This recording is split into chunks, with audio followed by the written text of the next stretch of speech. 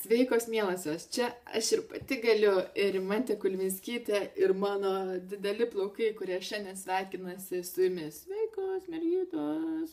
Tai va, šiandien kalbėsim apie juos, o tiksliau kaip išgauti tokį įspūdį, kad visą dieną maudėtės Baltijos jūroje, paskui išlipot, gulėt ant smėlio, žaidėt kortom su draugais, laimėjot pokerį ar kažką tais ir galiausiai vakare išėjote su tokiais nuostabiais plaukais, grįžote namo.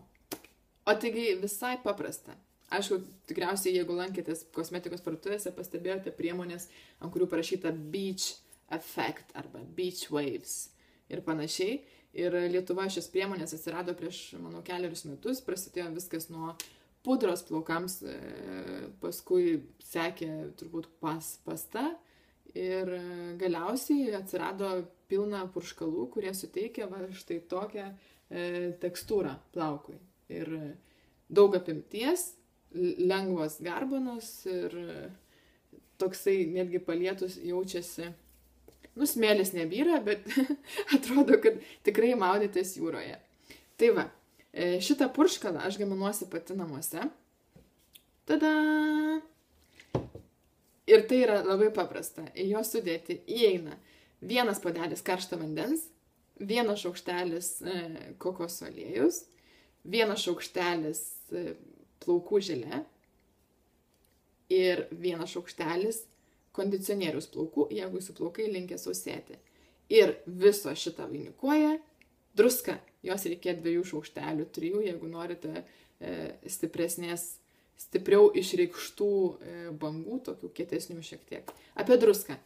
Aš rekomenduočiau naudoti Epsom druską ar vadinamąją magnio druską, kuri yra išgaunama Anglijoje, nes ji taip nesausina plauko kaip kad jūros druska. Bet jeigu jos neturite namie arba tingite eiti į Ajurvedos parduotuvės jos ieškoti, tai puikiausiai tiks jūros druska arba Himalajų druska. Taigi 2 šaukšteliai, visus ingredientus sumaišote, išplakate, jais išpurškite plaukus.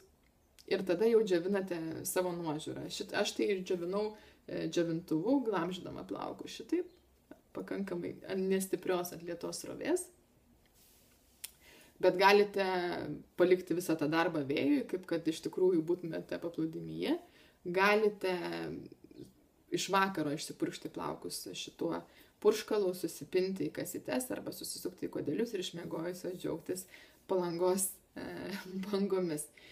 Tiesa, šitas purškalas mano grožio rutinoje atsirado pakankamai seniai, jisai antras po sauso šampūno yra mano mėgstama antra priemonė, nes jei išpurškus tik tai plaukų šaknis, suteiksite plaukams daugiau apimties, taigi jis yra idealus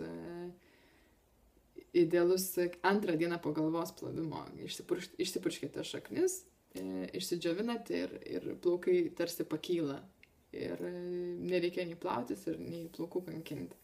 Ir viskas yra natūralu ir galima sakyti netgi sveika. Gal išskyrus plaukų želė. Tai va, atminkite, ne tik gražios garbanos, bet ir analogas sausam šampūnui. Ir viskas tikriausiai, ką norėjau pasakyti. Ir atsiminkit, jeigu galit nuvažiuoti Palangą, nereiškia, kad Palanga negali atvažiuoti pas jūs šitokiam buteliuke.